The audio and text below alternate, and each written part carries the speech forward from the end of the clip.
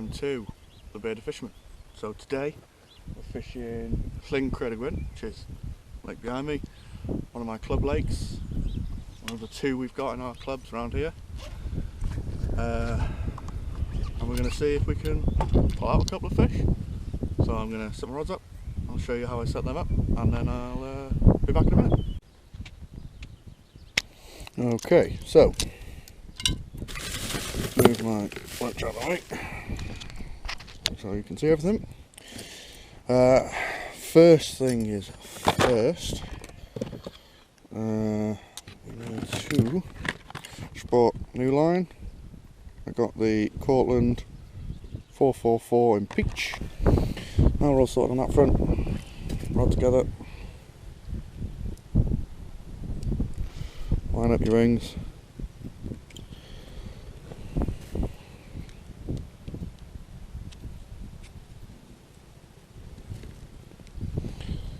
Nice and lined up, so you should be able to look. Well, you can see that. You should be able to look all the way down, and all your rings should be nice and in line.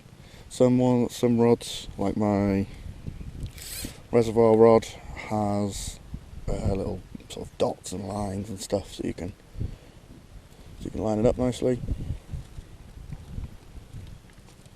If anyone's interested in any of the anything I'm using today, feel free to message me, and I will get back to you with what exactly I'm using, where I got it from, everything like that. But today is just a first video and practice session to get me back into the groove after the winter. Today is Tuesday the 17th of May, and as you can see it's about 20 degrees outside. So it's quite a warm day, even though it is slightly overcast. It's still quite a warm day. But anyway, the idea of this channel is more instructional stuff, you know, showing people who are new, even people, beginners, intermediate, anyone really, teaching a bit, both learning along the way. You know, I'm not saying I'm the best fisherman in the world, but I definitely know enough to teach, I'm sure, a few people. Even if one person learns something, I'll be happy. But like I said, any interested in anything I'm doing, I don't mind doing little videos on different stuff, some knots and stuff like that. If you're really new, or a full guide to how cheaply you can get started in fly fishing and join a club like this. You don't even have to join a club. You can just fish a pay-as-you-fish fishery. You can. A lot of places will rent your gear. But yeah, so like I said, today we're going to tie on a three flies on the floating line today. Which you're always wetting your knots just to stop that line from burning. So I'll tie this up and then I will get back to you when I'm putting the flies on. Okay, so leader's all tied up. I've gone for a point fly about 4 foot to my next fly, then another 4 foot, my next fly, and then another 4 foot to my main line. It's just how I like to fish it. Everyone fishes it differently. If you need to make it longer, shorter. If you're just starting out, I would recommend fishing with one fly to start with. I wouldn't recommend going straight into these. A lot of people say about 4 or 5 flies. People, when we're on big reservoirs on competitions and stuff like that, we're using, you know, 25 foot leaders that for a lot of people just aren't possible. So won't worry too much about it. But top dropper today, we're going to put a UV cormorant. So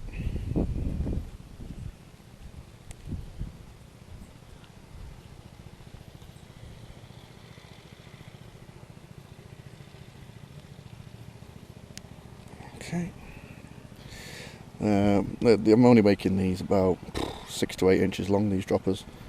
A lot of people make them longer, people make them shorter. This is the thing with fishing. You'll never do anything right. Everyone's always got a way they do it, a way, this way's the right way, this way's wrong. And to be honest, if it works, it works. Next up, black buzzer with a bit of red behind the thorax, a bit holographic on the cheeks. Now personally I tie my own flies because I find it easier to get the exact patterns I want and the sizes I want, and I quite enjoy it. So if anyone wants to see any fly tying, I'm more than happy to do some tutorials on what I'm tying, how I'm tying it, and give some basic lessons. Point today we're going to put a bit of a tequila blob. This doesn't work and they're a bit lower down. I might run 3 straight nymphs. But to be honest, with a little bit of movement on the surface, I should be able to just cast this in.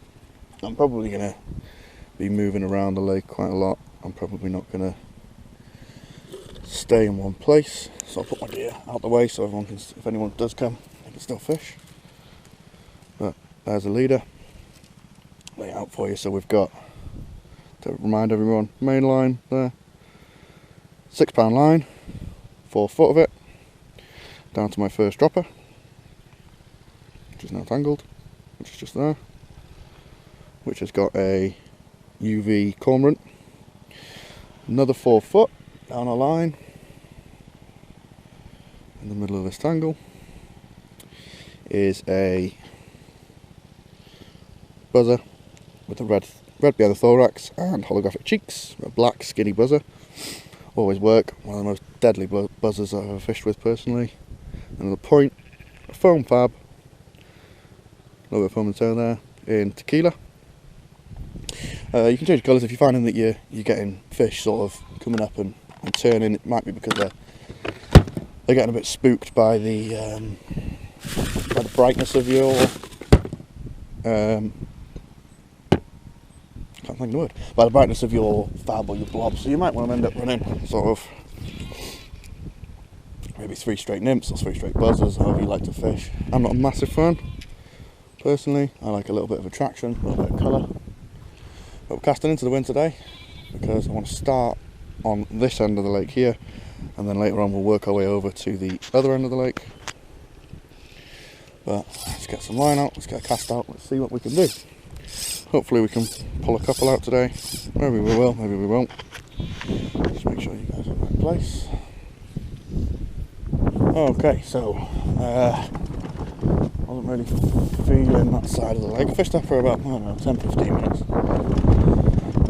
No luck. And that wind's sort of picked up a tiny little bit now. So we're just gonna, this is gonna get funny, isn't it? I'll leave you guys on so you can see me if I fall. We're going to move around to the left hand side of this lake now.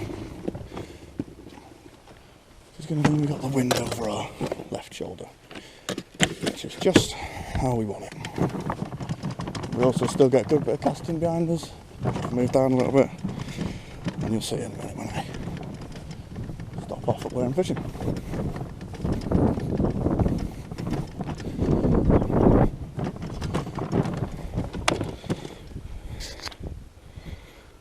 Okay, so that's the other side of the lake I was talking about, and there's where we just were. Got a nice big bank behind us there to cast over. But we'll see how it goes. You can see that the clarity of the water is, it's always very clear here. This is very, very good.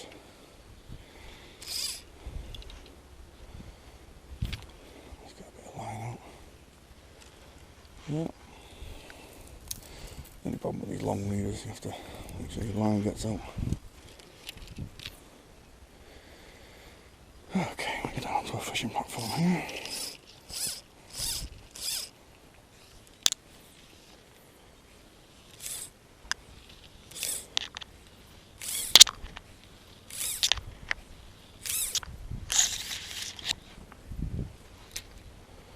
Okay, so I don't need to be, hopefully you can see everything here. We don't need to be miles out here, and all we're going to do is just stay in contact with those flies. I don't know whether you can see out there the point of my line, but we're just going to stay in contact with those flies, give them a couple of pulls as soon as they hit the surface. That's just going to get all the line sunk, everything down. We're going to start fishing that top, sort of foot, maybe 2 foot of water. And we will see if we get any takes here. So all we're doing is just slowly staying in contact, watching the end of that line for a bite.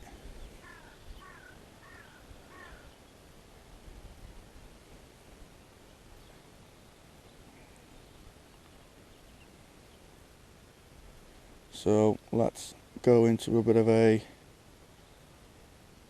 time lapse and we'll see if we catch any fish.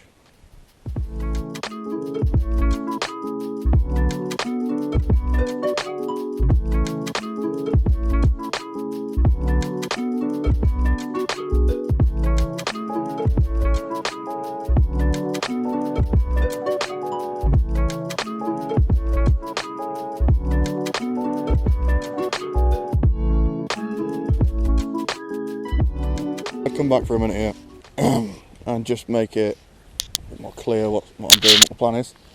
I can see that the wind is going left to right across the surface there.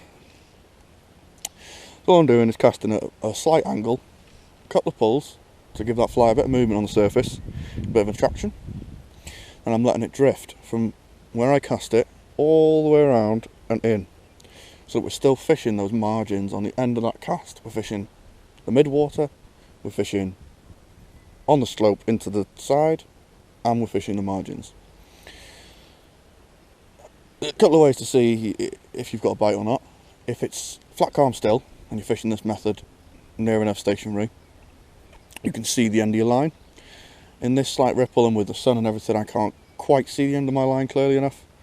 So another way to do it is to watch just down here by the rod tip where that curve in the line is.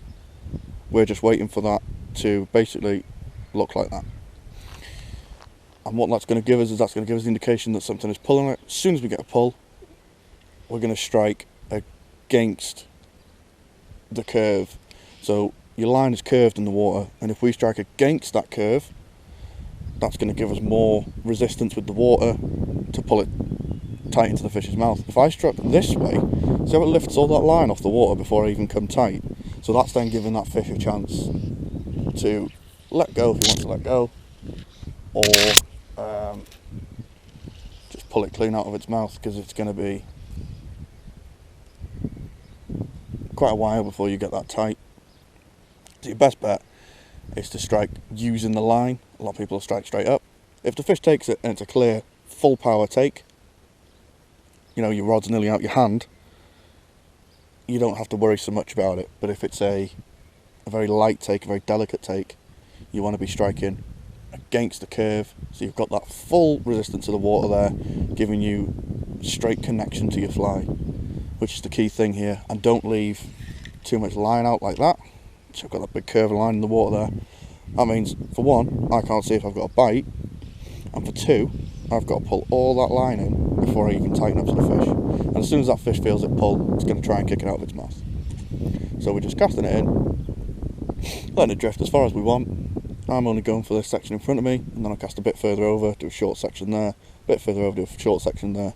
If I drifted it the whole way, because I've got a floating fly on the point and floating line, they're naturally going to want to come together, which means the U that I'm actually fishing is dropping out of that strike zone. We need to keep that in that strike zone, and that's why you see me every now and then pulling the line a little bit and pulling those flies back up to the strike zone, then they're slowly sinking back down again. So you want to be careful with not letting them sink too much in the strike zone. Okay, so just on the back end of that drift there, when I was saying about getting it closer to them margins, I've just started to pull it in, and it looks like we've got a lovely little fish on here. Quite possibly might be a brown. So let's get the net out. We'll get this guy in. He's perfectly hooked, right in the corner of the mouth. I can see it here. So we're going to get down nice and low.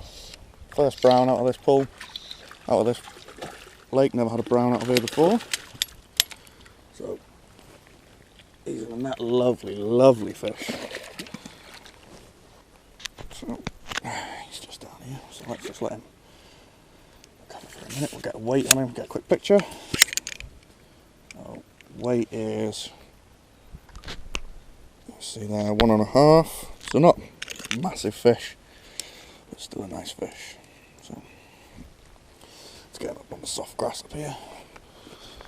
Let's get him unhooked. Lovely, lovely fish. And perfectly there in the corner of the mouth.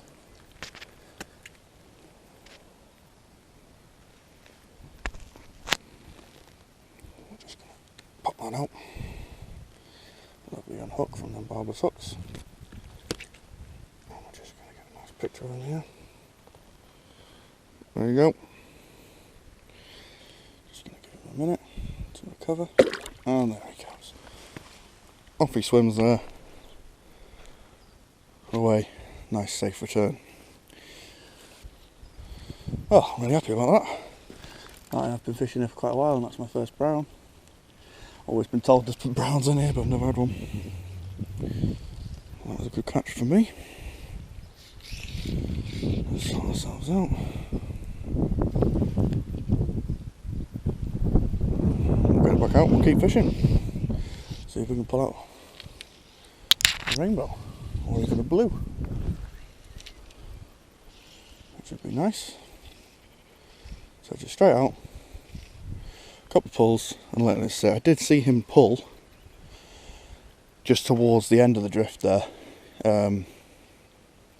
as it was rounding. I did see a little pull, looked like a little nip, and then obviously he's come back and nailed it. So let's see if we can get one more.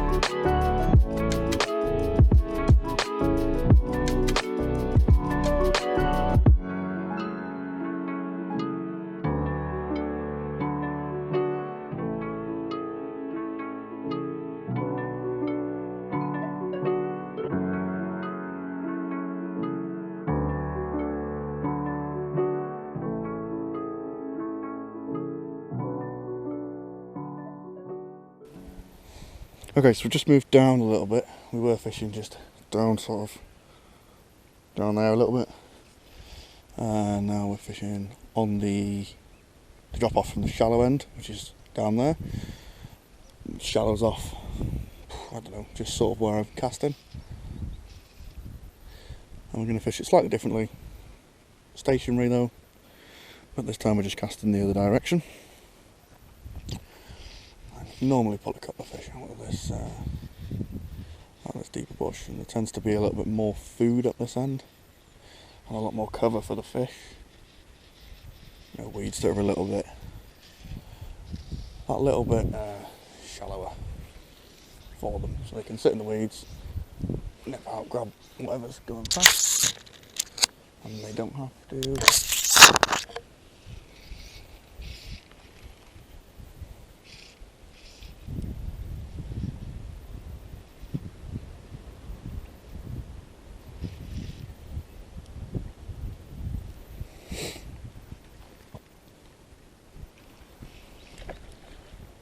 I don't know whether you just saw that.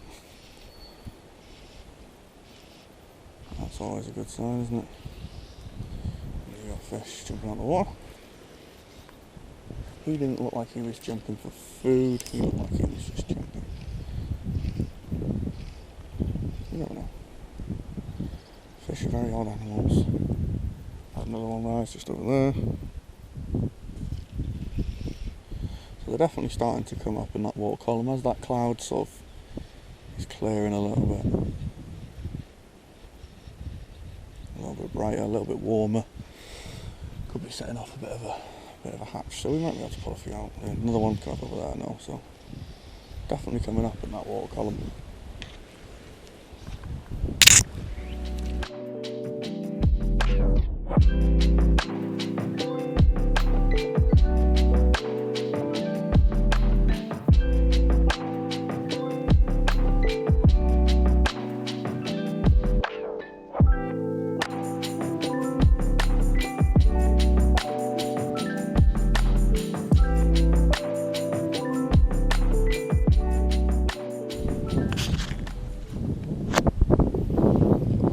There we go. So just as I was adjusting the camera there, that's stationary again, and he's just taken it. What's he taken? I feel like he's taken one of the nymphs. He has. He's taken the buzzer. Okay, so we may, if we get another one, switch to a team of buzzers. Again, lovely fish. It's quite nice. It's pretty standard size. Released. There we go, he's off and he's away. A quick release that one, but it happens. Okay, so only a short session today. 2 fish, one really nice brown and a nice little rainbow that we did a quick release on. That's about it for today. Only had a quick session, plenty of fish moving, not really taking. But if you did enjoy, please consider subscribing, hit the notification bell and please like. Thank you very much, and I'll see you next time.